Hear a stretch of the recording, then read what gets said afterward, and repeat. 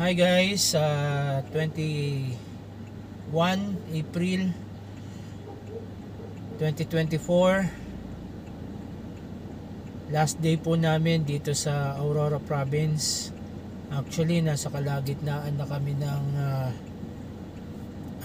zigzag road na almost 2 hours na puro zigzag.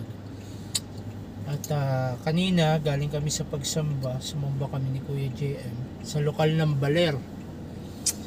At ngayon pababa na po kami, dadaan muna kami sa The Nest Resort ni Kuya Ronald Talens. At meron yata silang pag-uusapan ni Kuya JM. Then balik na po kami ng Manila. So this is our last day.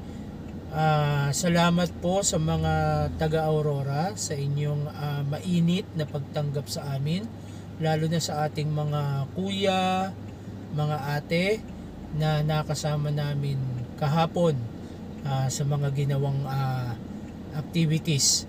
At hopefully God's will makabalik po kami at muli makapamasyal sa iba't ibang mga tourist spots pa na hindi namin napuntahan. Kasi kahapon, nung isang araw nakapag Dimatobo Mother Falls na kami at Ermita Hill at doon sa lighthouse. Pero doon sa lighthouse napaliparan lang ng drone nila Kuya JM, pero hindi namin naakyat dahil nga yun nga, late na kaming nakarating.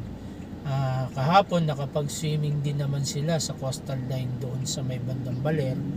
At salamat po pala kay Ate Tita Priscilla na may-ari ng Casa Priscilla na aming tinuluyan itong last night kahapon. Siya po ay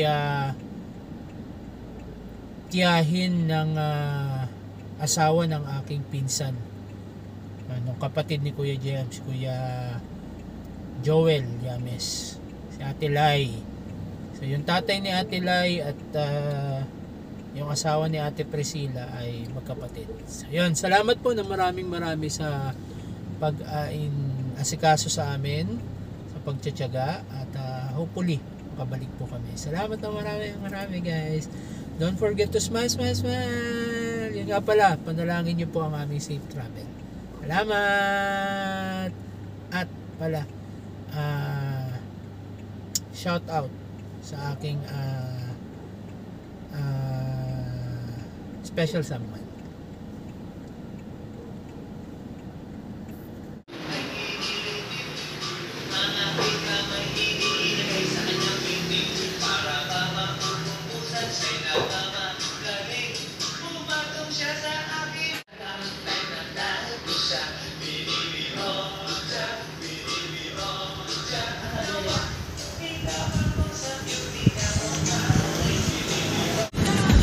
Don't forget to smile. Kung bago ka pala sa channel ko, paki-like, paki-share, paki-subscribe, paki-hit na rin ang notification bell para ma-update ka sa mga bagong vlog videos na i-upload.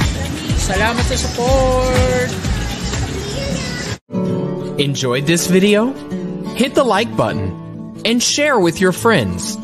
Also, subscribe to our channel for more videos like this. Thanks for watching.